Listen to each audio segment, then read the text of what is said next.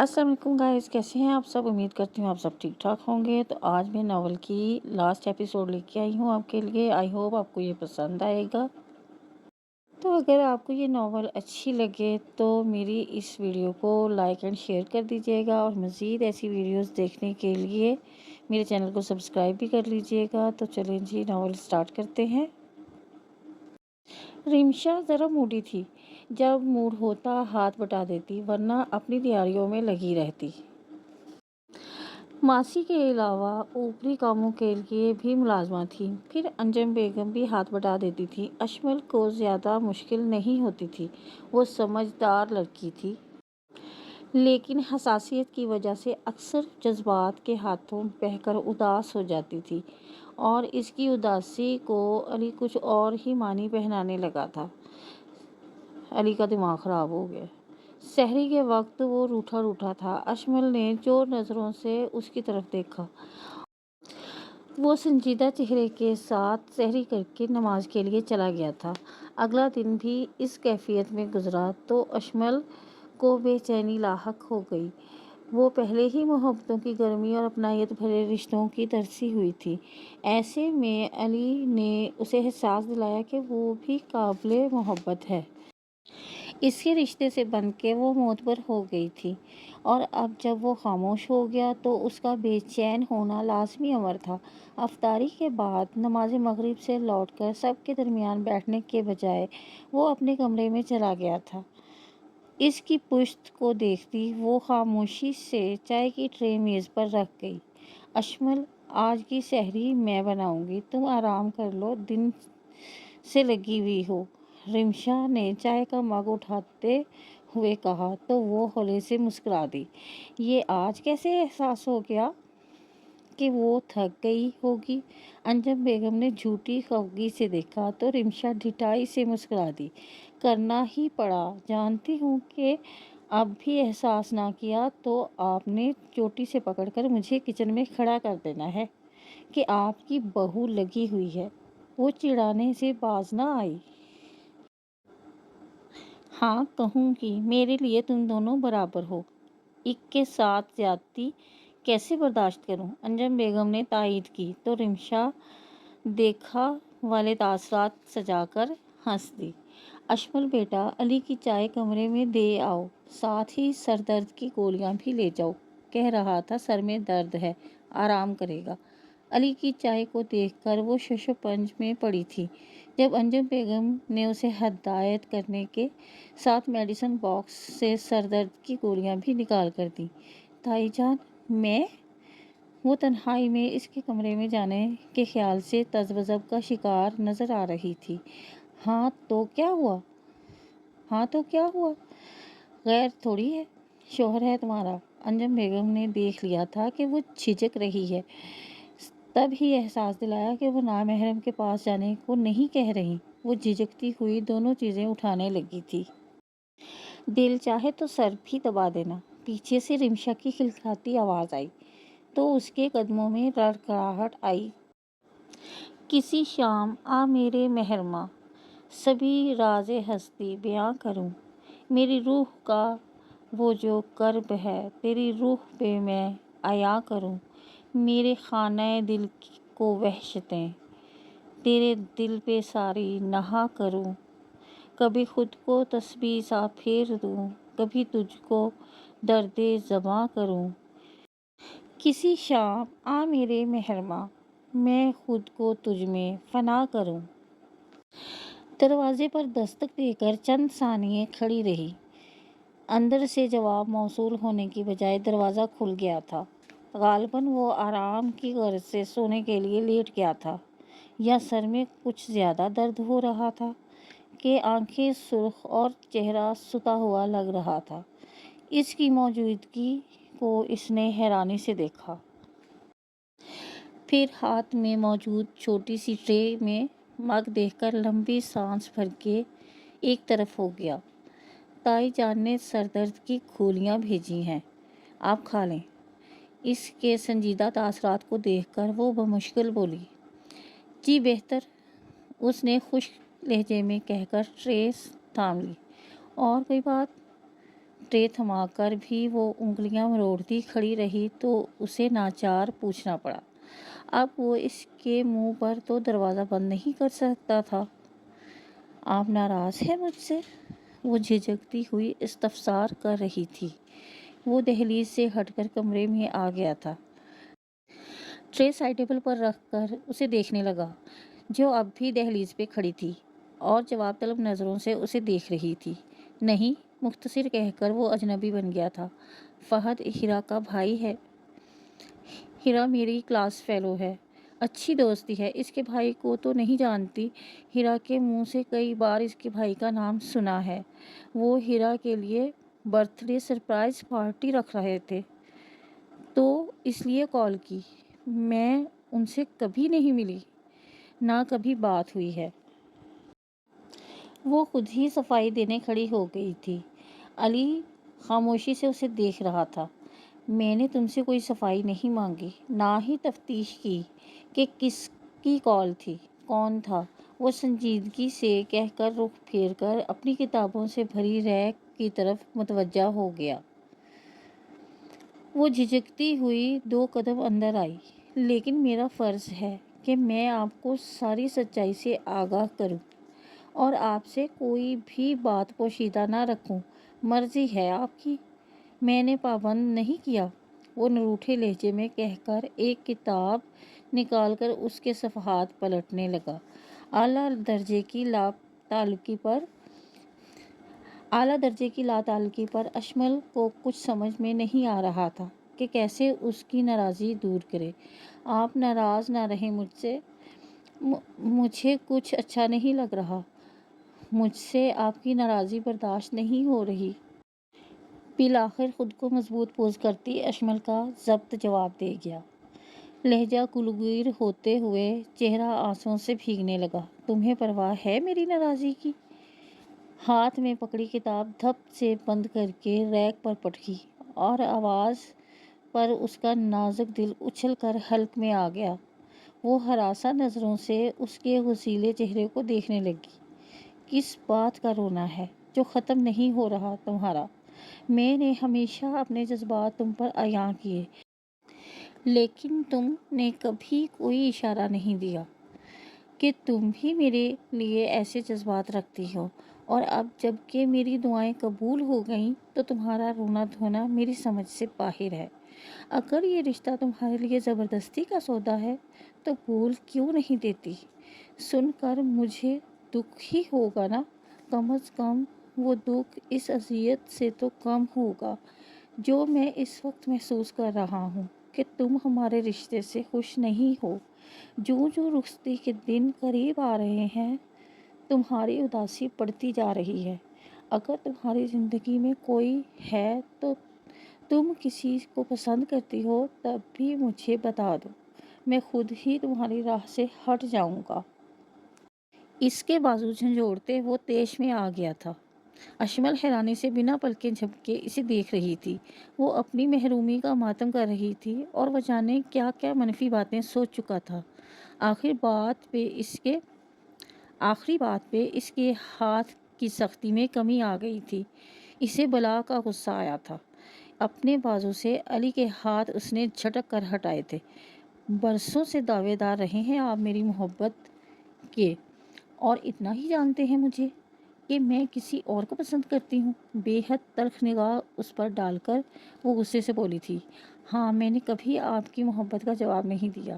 ایک ایسی لڑکی جس نے بچپن سے اپنے ماں باپ کو جانوروں کی طرح لڑتے، گالیاں دیتے دیکھا ہو، اس کمسن لڑکی کے جذبات سمجھ سکیں گے آپ؟ کمسن لڑکی کا گھر ٹوٹ گیا، ماں باپ اپنی اپنی جنگ میں اسے ہار گئے، ماں پیسہ اور نیا شوہر پا کر اسے فراموش کر گئی۔ ایسی لڑکی جس کا باپ کم عمر میں ہی سوتیلی ماں لا کر اسے اپنے ہی گھر میں نوکر بنا دے، اس کی مرضی پسند ناپسند کو سوتیلے بہن بھائیوں پر قربان کروایا جائے۔ وہ لڑکی اپنے حق کے لیے کچھ بولنے کی ہمت رکھتی ہے؟ اسے حق ہے کہ وہ کسی کے محبت بھرے جذبات کا جواب محبت سے دے سکے؟ اشک بہاتی وہ اس سے سوال کر رہی تھی اور وہ ساکت اسے دیکھے جا رہا تھا۔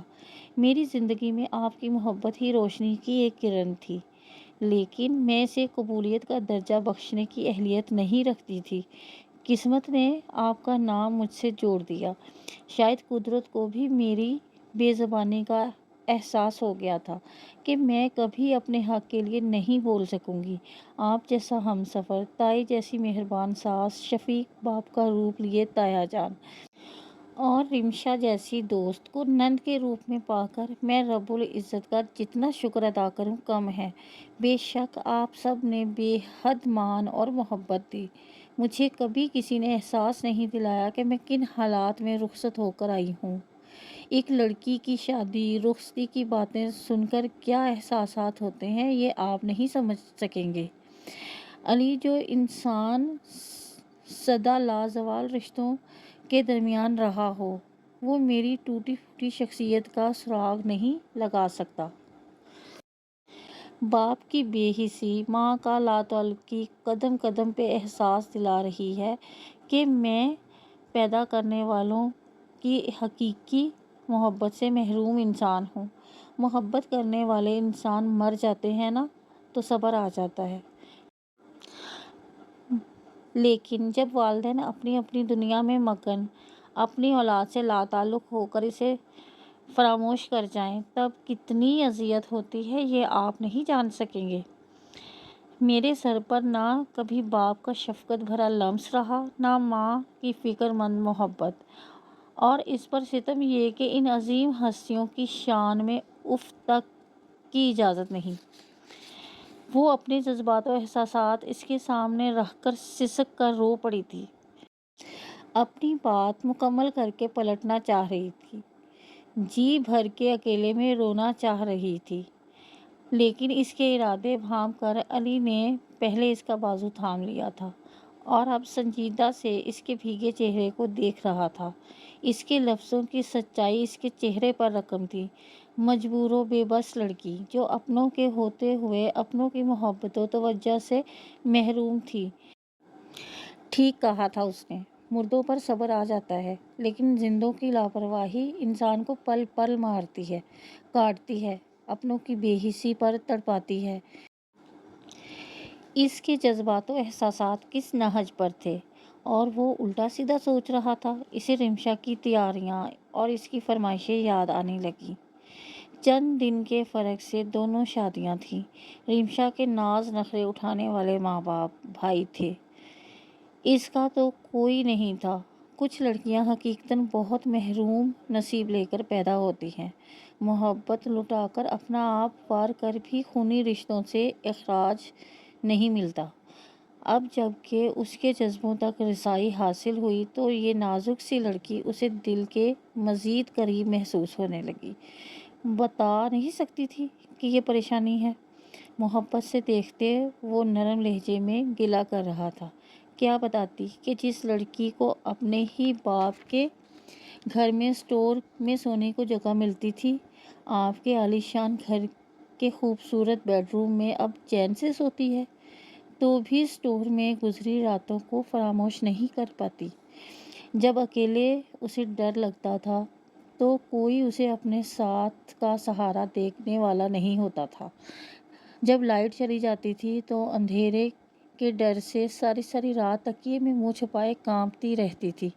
اور کون کون سے ماضی کا دکھ بتاؤں آپ کو جو مجھے حال میں خوش نہیں ہونے دیتے۔ گزرے لمحوں کی اذیت کے رنگ اس کے چہرے پر آ گئے تھے۔ علی ایک لمحے تک کچھ بول نہ پایا، بس خاموشی سے اسے اپنے وجود کا مان بخشنے کے لیے قریب کر لیا اور کچھ دکھوں کی کہانی جان کر ان کے تسلی کے حروف چھوٹے لگنے لگتے ہیں۔ اب سے گزرا کل یاد کرنے کی کوئی ضرورت نہیں ہے، جو ہے آج ہے۔ تم اپنی مرضی سے نئی داستان لکھو، ماضی کو فراموش کر دو، وہ نرمی سے اسے سمجھا رہا تھا۔ اس کے بازو ہٹا کر وہ بے ساختہ دروازے کی اور دیکھنے لگی۔ بیوی ہو کر اتنا گھبرا رہی ہو؟ بدگمانی کے بادل چھٹے تو وہ مسکرانے لگا۔ میں جا رہی ہوں۔ چہرے پر آئے بالوں کو کان کے پیچھے کرتی اس کی حرکت پر خفیف سی ہو گئی تھی۔ اوکے جاؤ، لیکن جلدی سے تیار ہو جاؤ، تمہیں میرے ساتھ ابھی باہر جانا ہے۔ اجازت دیتے اس نے پروگرام بھی سیٹ کر دیا۔ باہر؟ لیکن کیوں اور آپ کے ساتھ؟ وہ اچنبھے سے اس کی شکل دیکھنے لگی۔ تمہارے لیے ایک سرپرائز لے رکھا ہے، سوچا تھا شادی کے بعد دوں گا، لیکن تم نے ابھی اتنا ایموشنل کر دیا کہ پلان چینج کر دیا۔ وہ شوخی سے کہہ رہا تھا۔ ایسے ہی بتا دیں، سرپرائز کی کیا ضرورت ہے؟ اور کیا ضروری ہے باہر جانا؟ وہ تذبذب کا شکار تھی۔ یوں پہلے کبھی علی کے ساتھ اکیلے نہیں گئی تھی۔ محترمہ مسز، سرپرائز بھی کبھی بتاتے ہیں؟ جاؤ تیار ہو جاؤ، میں مما کو خود بتا دیتا ہوں۔ وہ اس کی مشکل جان گیا تھا، تبھی انجم بیگم کی اجازت کا حوالہ دے گیا۔ وہ الجھن بھرے لہجے میں پلٹ گئی۔ اگر جو میں جانے سے انکار کروں تو؟ پتہ نہیں تائی جان میرے بارے میں کیا سوچیں؟ وہ دوبارہ پلٹ کر پوچھ رہی تھی۔ علی کو اس کے چہرے پر پھیلی معصومیت پر ہنسی آ رہی تھی، ساتھ ہی دکھ بھی ہو رہا تھا۔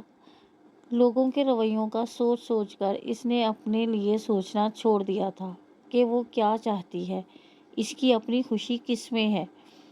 کوئی کچھ نہیں سوچے گا، تم میری بیوی ہو، میری ذمہ داری ہو، اور اب سے تم پر اٹھنے والے ہر سوال کا جواب میں دوں گا۔ تم پرسکون ہو کر بس تیار ہو جاؤ۔ اس کے مضبوط لب و لہجے پر اشمل جیسے پرسکون ہو گئی تھی۔ بلو سوٹ میں بالوں کو برش کر کے بالوں کی چوٹی بنا کر لاؤنج میں آئی تو علی کو ان کے درمیان خوشگوار مزاج میں باتیں کرتے دیکھ کر جھجک کر رک سی گئی۔ وہ بھی تیار ہو چکا تھا۔ یہ دھلا ہوا منہ لے کر باہر جاؤ گی؟ پہلی بار میاں کے ساتھ باہر جا رہی ہو، ذرا سا سرخی پاؤڈر تو لگا لو لڑکی۔ رمشا نے ہاتھ پکڑ کر اسے مقابل بٹھا کر اپنا قریب رکھا پرس کھینچ لیا۔ پرس میں ہاتھ ڈال کر اس نے دو چار چیزیں سرت سے نکالیں اور لگی اس کے منہ پر ڈنٹ پینٹ کرنے۔ وہ پہلے ہی اس کے جملوں سے سمٹی جا رہی تھی۔ انجم بیگم کی مسکراہٹ اور علی کی شریر نظروں پر مزید شرمندہ ہو گئی۔ رمشا کے مشتاق ہاتھوں نے جھٹ پٹ فاؤنڈیشن کے ساتھ بلشر اور لپ گلوس لگا کر اس کی خوبصورتی کو چار چاند لگا دیے تھے۔ وہ دبی زبان میں منع کرتی رہی، لیکن رمشا کون سا اس کی سننے والی تھی۔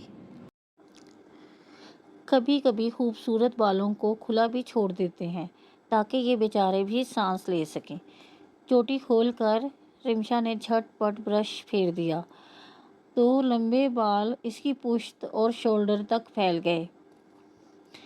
اس نے لاچار نظروں سے ارد گرد دیکھا۔ رمشا، شادی سے پہلے اشمل کو ٹرینڈ کر کے جانا۔ بالکل خیال نہیں رکھتی یہ لڑکی اپنا، انجم بیگم نے بھی کہا تو وہ سر جھکا گئی۔ شکر ہے آپ نے کسی چیز میں تو میری بڑائی مانی۔ رمشا تعریف پر چہکنے لگی۔ جاؤ لڑکی، مزے کرو۔ ویسے تمہیں بھیجا تو میں نے سر دبانے کے لیے تھا، تم تو پٹی ہی پڑھائی میرے بھائی کو۔ رمشا کی شوخی پر علی نے بے ساختہ ہنس پڑا تھا۔ انجم بیگم بھی مسکرا کر رمشا کی پیٹھ پر دھپ لگا بیٹھیں۔ اٹھتے ہوئے اس کے قدم بھی مزید من بھر کے ہو گئے۔ لاؤنج سے نکل کر اس نے اشمل کا ہاتھ تھام لیا تو وہ خاموشی سے اس کے سنگ چلنے لگی۔ کیسا لگا اپنا گھر؟ وہ اسے ایک ایک چیز چیک کروا رہا تھا اور وہ شوق سے دیکھ رہی تھی۔ اپنا گھر؟ اس کی کجراری آنکھوں میں تحیر سمٹ آیا تھا۔ یہ گھر تمہارے لیے لیا ہے، سرپرائز تھا، اس لیے تمہارے نام پر ٹرانسفر نہ کروا سکا۔ جلد ہی یہ مرحلہ بھی طے ہو جائے گا۔ کل کو جب تم مجھ سے لڑو گی تو دھمکی تو دے سکتی ہو کہ میں اپنے گھر جا رہی ہوں، وہ ہلکے پھلکے انداز میں کہہ رہا تھا۔ وہ مسکرا بھی نہ سکی اور اس کی کم آئیگی کو وہ کتنی خوبصورتی سے دور کر گیا تھا۔ میں نہیں دوں گی کبھی دھمکی، نہ کبھی چھوڑوں گی آپ کو، وہ سنجیدگی سے اعتراف کر گئی۔ تو اس کے اندر ڈھیروں سکون پھیل گیا۔ جانتا ہوں میری پگلی بھلے منہ سے اقرار نہ کرے مگر محبت بہت کرتی ہے۔ وہ بے ساختہ اس کے شانے پر بازو پھیلا گیا۔ کوئی نہیں، وہ شرما کر جھٹلا گئی۔ تائی جان، یا کسی کو برا نہ لگے، آپ کو اتنا نہیں کرنا چاہیے تھا۔ میرا گھر وہی ہے جہاں آپ سب ہیں۔ وہ دل کا خدشہ زباں پر لے آئی کہ زمین جائیداد ہی اکثر رشتوں کو کھا جاتے ہیں۔ کوئی کیوں اعتراض کرے گا؟ میں جو چاہوں اپنی بیوی کو تحفہ دوں، کسی کو کوئی اعتراض نہیں ہے۔ سب کے علم میں ہے کہ میں نے اپنی عزیز بیوی کے لیے گھر لیا ہے۔ تم فضول سوچوں سے دور رہا کرو، کہا نا؟ اب سے تمہاری طرف آنے والے ہر سوال کا جواب میں دوں گا، تم پر کوئی آنچ نہیں آئے گی۔ وہ شجر سایہ دار بنا اپنی ذات کا یقین دلا رہا تھا۔ اس کا تفکر بھی کسی حد تک دور ہو گیا تھا۔ واپسی میں ڈنر اور شاپنگ کرنے کے دوران اسے دیر ہونے کی فکر ستا رہی تھی، مگر وہ جلدی کے موڈ میں نہیں تھا۔ ہر چیز لے کر ہی لوٹا۔ رمشا کے سسرال سے عیدی آئی تو پھر جانے کی بھی تیاری ہونے لگی۔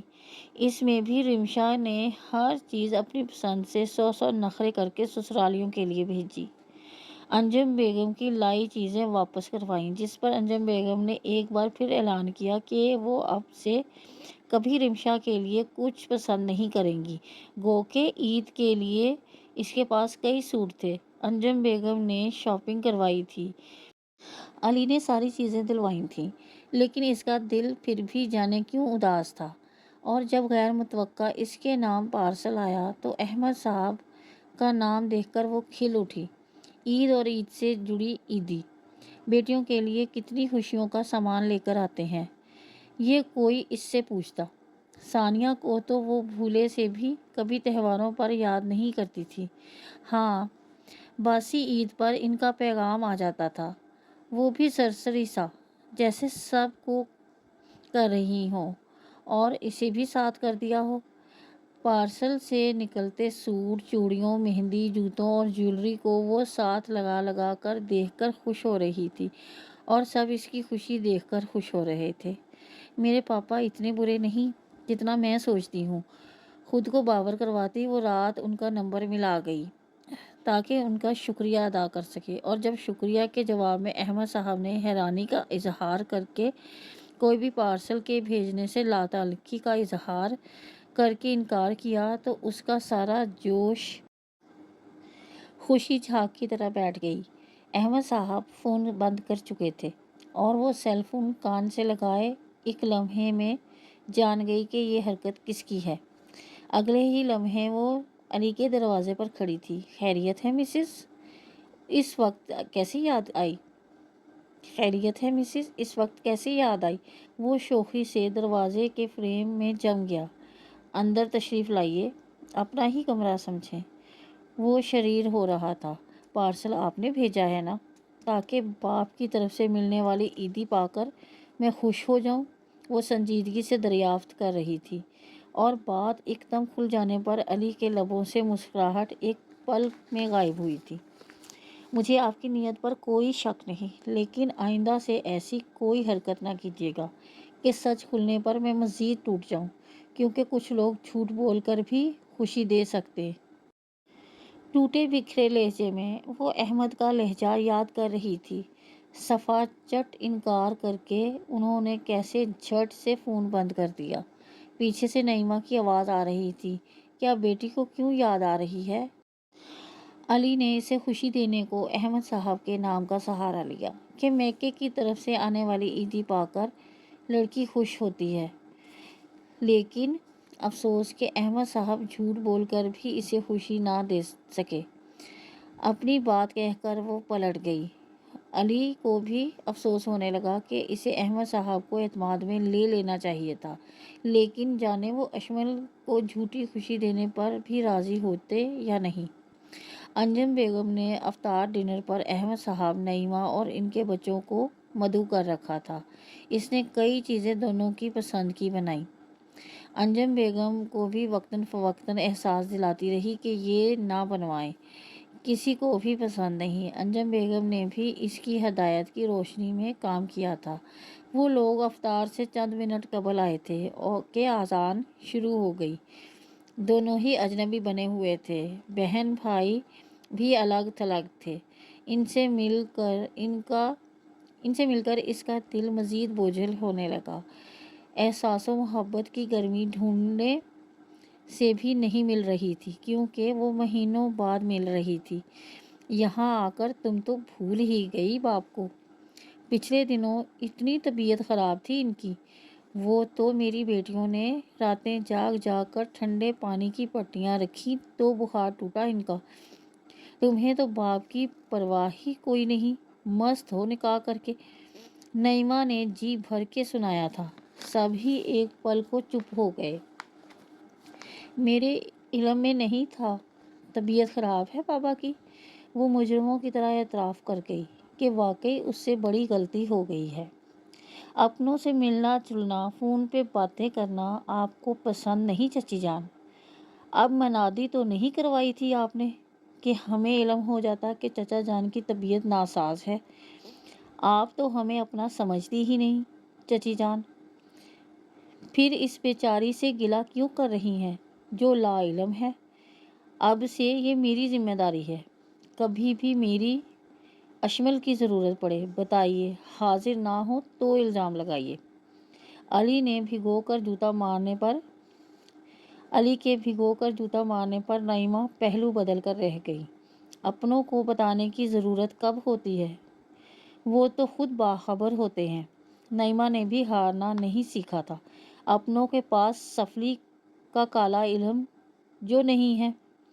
چچی جان بتانا تو پڑے گا۔ علی کے سنجیدگی سے دبے جواب پر رمشا کو ہنسی تو بہت آئی، مگر وہ ضبط کر کے اشمل کو ٹہوکا دے کر اس کے کان میں گھس گئی۔ دیکھو ذرا اپنے میاں کو، کیسے تمہاری طرفداری کر رہا ہے۔ وہ بے ساختہ ہی اسے دیکھے جا رہی تھی جو اس کا محرم تھا۔ وہ لفظوں سے نہیں عمل سے بھی محبت جتاتا تھا۔ روزے بخیر و خوبی گزر رہے تھے، ساتھ ہی شادی کی تیاریاں بھی زور پکڑ گئی تھیں۔ بالآخر چاند نظر آ گیا اور نئی صبح عید کی نوید لے کر آ گئی۔ عید کا دن کچھ سستی اور کچھ مہمانوں کی آوبھگت سے گزر گیا اور بالآخر شادی کا دن بھی آ ہی گیا۔ محرومیوں بھر ماضی چھوڑ کر اس نے خوشیوں بھرے حال اور مستقبل میں قدم رکھ دیا۔ شادی میں احمد صاحب اور نعیمہ کا منہ سیدھا نہیں ہو رہا تھا، وہ صرف دنیا دکھاوے کو مہمان بن کر آئے تھے۔ ثانیہ کے بچوں کے پیپر چل رہے تھے۔ ایک ہی شہر میں رہتے ہوئے انہوں نے شادی میں آنے سے معذرت کر لی تھی۔ دلہن بنی اسٹیج پر بیٹھی وہ ملول ہوتی تو علی چپکے سے اس کا ہاتھ پکڑ کر مسکرانے پر زور دیتا۔ گزرتے وقت نے ثابت کر دیا کہ وہ کتنا اچھا ہمسفر ہے۔ اس کا ماضی نہیں بدلا تھا، نہ ہی ماضی کے لوگ بدلے تھے۔ اس کے احساسات بھی نہیں بدلے تھے جو ہمہ وقت آس لگائے بیٹھے رہتے تھے کہ شاید اب انہیں احساس ہو جائے، شاید اب وہ پلٹ آئیں گے۔ مگر وہ انجان تھی کہ کچھ لوگ بے حسی کی کوکھ سے جنم لیتے ہیں اور اسی میں دفن ہو جاتے ہیں۔ انہیں احساس دلانے والا سر پٹک پٹک کر مر ہی کیوں نہ جائے، وہ بے حسی کی نگری سے نہیں پلٹتے۔ ان کی شادی کو سال ہونے والا تھا۔ ننھا ارسم ان کی دنیا کو مکمل کرنے آ گیا تھا۔ دادا دادی کی آنکھوں کا تارا تھا تو ان دونوں کا قرار، رمشا کا پہلا پیار۔ رمشا بھی اپنے سسرال میں خوش تھی۔ اس کی ڈلیوری عید کے بعد متوقع تھی۔ پتہ ہی نہیں چلا تھا کہ رمضان المبارک ایک بار پھر آ گئے تھے۔ پھر سے وہی سحر و افطار کی رونقیں۔ کمی تھی تو رمشا کی جو سسرال میں تھی، اور کچھ نیا تھا تو ارسم کے ساتھ ان سب کا پہلا رمضان۔ یہ لڑکی نا پاگل کر دے گی مجھے، پہلے روزے سے عیدی کب لے کر آئیں گی کی رٹ لگائی ہوئی ہے۔ وہ ارسم کو فیڈر پلا رہی تھی جب انجم بیگم رمشا کی کال سے فارغ ہو کر اسے بتانے لگی۔ وہ بھی مسکرا دی۔ رمشا اسے بھی کئی بار فون کر کے چیزیں لکھوا چکی تھی کہ عیدی میں یہ بھی ہو وہ بھی ہو۔ فیڈر رکھ کر ارسم کو کندھے سے لگا کر تھپک رہی تھی تاکہ ڈکار لے لے۔ تبھی اس کے نمبر پر رمشا کی کال آنے لگی۔ رمشا کی کال ہے، وہ اسکرین کی طرف دیکھتے مسکرائی۔ سن لو بے چین روح کیا کہہ رہی ہے۔ لاؤ ارسم کو مجھے دے دو۔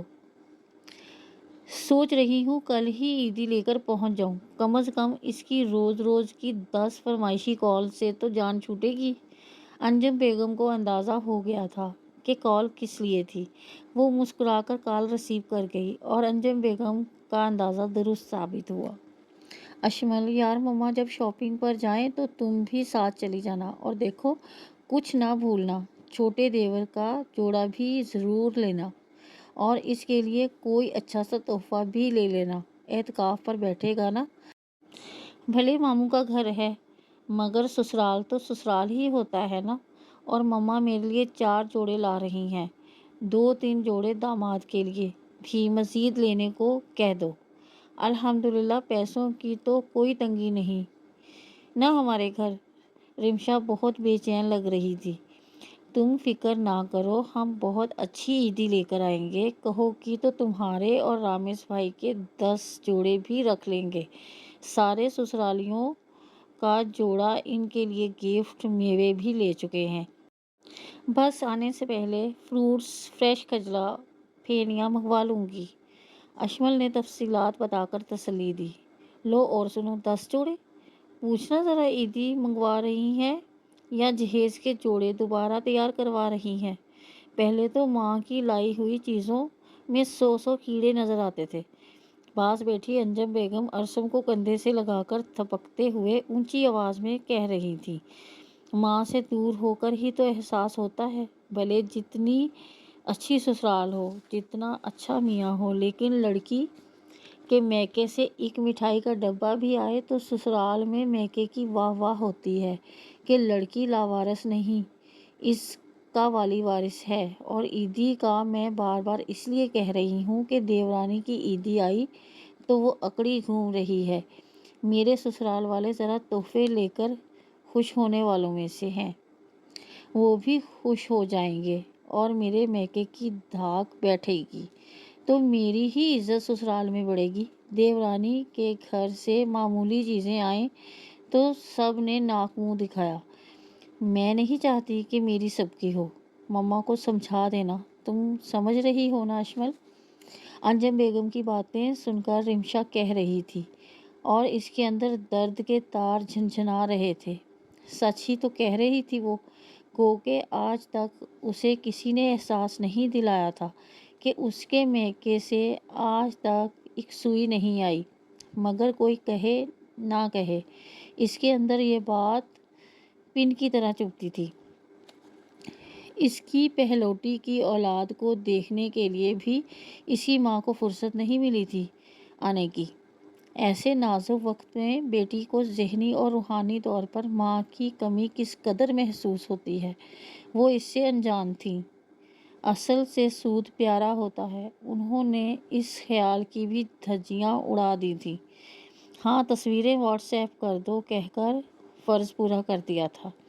احمد صاحب غیروں کی طرح ارسم کے ہاتھ پر چند 100 رکھ گئے تھے۔ منہ دکھائی کے نام پر ایسے وقت میں لڑکی کے میکے سے لڑکی اور اس کے بچوں کے لیے کتنی تیاری ہوتی ہے، کیا کچھ آتا ہے، کیسا سلوک ہوتا ہے، وہ اس سے انجان تھی۔ لیکن ہاں، علی نے ہر چیز حد سے بڑھ کر کی تھی۔ ارسم کا تحفہ ملنے پر اس نے ڈائمنڈ کا سیٹ گفٹ کیا تھا۔ وہ آج بھی اتنا خوش تھا جتنا کبھی پہلے۔ رمشا کی عیدی اس نے مزید اچھی بنائی تھی اور جب دے کر لوٹی تو رمشا رات فون کر کے اس سے محبت و لگاوٹ کا اظہار کر رہی تھی کہ اس نے اچھی چیزیں بھیج کر اس کا مان بڑھا دیا، اور اسی شام اپنے نام کا پارسل پا کر وہ ایک لمحہ کو حیران ہوئی۔ اگلے پل علی کا نام دیکھ کر اس کے لبوں پر مسکراہٹ پھیل گئی۔ وہ شخص ہمیشہ ہی اسے خوش کرنے کے جتن کرتا رہتا تھا۔ اندر سے سوٹ میچنگ کی تمام چیزیں نکلی تو وہ اس کی محبت پر سرشار ہو گئی۔ اپنے تئیں وہ اس کی محرومیوں کا ازالہ کرنا چاہ رہا تھا، بہت شکریہ، عیدی بہت اچھی ہے۔ رات کو ارسم کو سینے پر لٹائے اس سے کھیل رہا تھا تو وہ بھی چپکے سے آ کر پہلو میں بیٹھ گئی۔ مہربانی، آپ کی چیزیں پسند آئیں؟ وہ مسکرا کر اسے قریب کر گیا۔ کیوں کرتے ہیں آپ ایسی حرکتیں؟ وہ ناز سے سوال کر رہی تھی۔ کیونکہ محبت کرتا ہوں تم سے۔ میں نہیں چاہتا کہ میری بیوی کا دل کسی بھی وجہ سے ملول ہو۔ مجھ جیسی لڑکیاں تو بے شمار ہوں گی جو خوشیوں کے تہواروں میں کہیں مرحوم والدین کی کمی پر روتی ہوں گی، تو کوئی میری طرح زندوں کی بے حسی پر کلستی ہوگی۔ لیکن مجھ جتنی خوش قسمت لڑکیاں بہت کم ہوں گی جنہیں آپ جیسا اچھا شریک سفر ملا ہو۔ بہت شکریہ میری زندگی میں آنے کا۔ میری زندگی میں خوشی کا وجود آپ کے دم سے ہے۔ ایک مہربان ہم سفر کسی نعمت سے کم نہیں۔ وہ بہت عقیدت و محبت سے اسے دیکھتے ہوئے کہہ رہی تھی۔ اس نے اس کی پیشانی پر اپنی محبت ثبت کر دی۔ ارسم کی کھلکھلاتی آواز میں غوں غاں، ارسم کی محبت بھری نظر، اس کی دنیا مکمل ہو گئی تھی۔ علی نے اس کی محروم زندگی میں خوشگوار رنگ بھر دیے تھے۔ اس بار چاند رات کو باہر چلو گی؟ کیوں، اس بار کیا خاص بات ہے؟ جاننا چاہتی ہوں۔ ایویں آوارہ گردی کریں گے، شاپنگ، ڈنر اور پھر تم مہندی لگوا لینا۔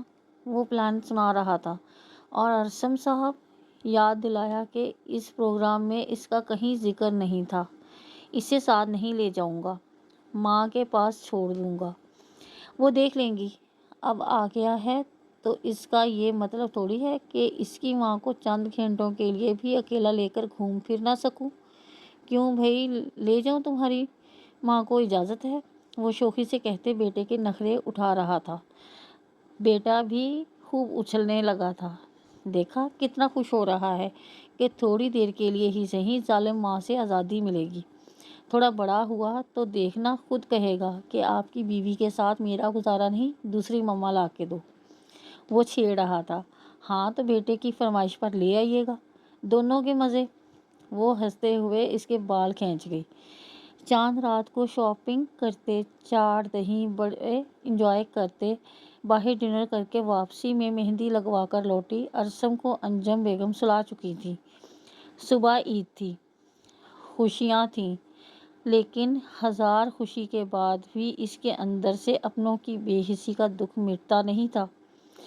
علی بہترین ہم سفر تھا، ہر گھڑی اس کی خوشیوں کے لیے سامان پیدا کرتا رہتا تھا۔ لیکن وہ جانتی تھی جن لڑکیوں کے میکے میں کوئی نہیں پوچھنے والا ہوتا، سسرال میں ہزاروں خوشیاں پا کر بھی عید کی خوشیوں میں وہ اپنی آنکھوں کا گیلا پن ضرور چھپاتی ہیں۔ اس کی آنکھیں بھی نم تھیں لیکن لب مسکرا رہے تھے۔ اور وہ دعا کر رہی تھی کہ جن لڑکیوں کی زندگی میں میکے کی محرومیاں ہوتی ہیں اور میکے کے رشتوں کا مان نہیں ہوتا، اللہ انہیں ایسا ہی سسرال دے اور اتنا ہی پیار کرنے والا شوہر دے، آمین۔ واو گائز، بہت ہی اچھا ناول تھا اور یہ سب کچھ ہمارے معاشرے میں جو کچھ ہوتا ہے نا وہ بتایا گیا ہے۔ اور اس طرح کی سسرال بھی ہوتی ہیں لیکن بہت خوش قسمت لوگ ہوتے ہیں جنہیں اس طرح کی سسرال اور اس طرح کا ہسبینڈ ملتا ہے، اور ماں باپ تو ایسے کسی کے بھی نہ ہوں۔ اور رائٹر نے اسے اتنا اچھا ایکسپلین کیا ہے نا کہ میں تو اس رائٹر کی فین ہو گئی ہوں۔ آئی ہوپ آپ کو بھی پسند آیا ہوگا۔ تو گائز یہ اس ناول کی سیکنڈ اینڈ لاسٹ ایپیسوڈ تھی۔ آج کا یہ ناول ختم ہوا۔ آئی ہوپ آپ کو پسند آیا ہوگا۔ تو اگر آپ کو یہ پسند آئے تو میری اس ویڈیو کو لائک اینڈ شیئر کر دیجیے گا، اور مزید ایسے اچھے ناول سننے کے لیے میری اس چینل کو سبسکرائب کر دیجیے گا۔ تو آج کے لیے بس اتنا ہی، آپ اجازت دیں اور دعاؤں میں یاد رکھیے گا۔ فی امان اللہ۔